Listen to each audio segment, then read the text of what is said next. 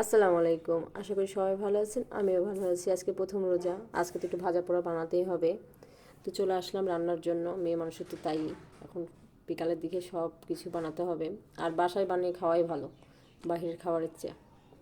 এই যখন দিয়ে দিব তেল, এখন বুট তেলানি দিব। দিয়ে দিলাম তেল, দিয়ে দিব বেশ খানিকটা পেঁয়াজ। আর পেঁয়াজটা একটু লাল হোক, পেঁয়াজটা লাল হলে তারপর মশলা দেবো। এই যে দিয়ে দিলাম একটু গরম মশলা। এখন দিয়ে দিব বাটা মশলা, আদা রসুন জিরে বাটা। তারপর সামান্য একটু পানি দিই, তারপর দিব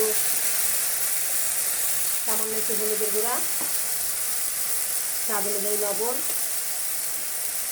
ঝালের জন্য দিয়ে দিব মরিচের গুঁড়া, দিয়ে দিলাম ধনিয়ার গুঁড়া।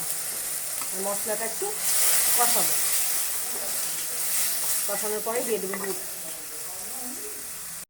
এই যে মশলা কষানো হয়ে গেছে, একদম তেল উঠে গেছে। এখন দিয়ে দেবো বুট। আগে থেকে সিদ্ধ করে রাখছিলাম বুট, এই দিয়ে দিলাম বুটগুলো মশলার সঙ্গে। এখন কষাবো, তাহলে হয়ে যাবে বুট ভুনা।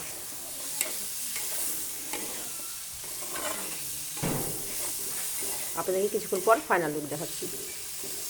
এর মধ্যে যে ভাজা মশলা দেবো, এখন দিয়ে দিলাম জিরা আর ধনিয়া ভাজা। এই যে হয়ে গেছে, এখন তুলে নেব। এই যে হয়ে গেল আমার বুট ভুনা। যদি ভিডিওটা ভালো লাগে লাইক কমেন্ট শেয়ার করবেন, আর পাশে থাকবেন। আর রোজার মাসে তৈরি করে খেয়ে দেখবেন, অনেক ভালো লাগে। মুড়ির সঙ্গে, গরম ভাতের সঙ্গে।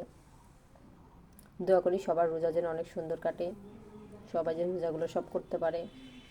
30টা রোজা ইনশাআল্লাহ। সবাই ভালো থাকবেন, সুস্থ থাকবেন, সবাই নিজের খেয়াল রাখবেন। আর আমার জন্য সবাই দোয়া করবেন। আল্লাহ হাফেজ।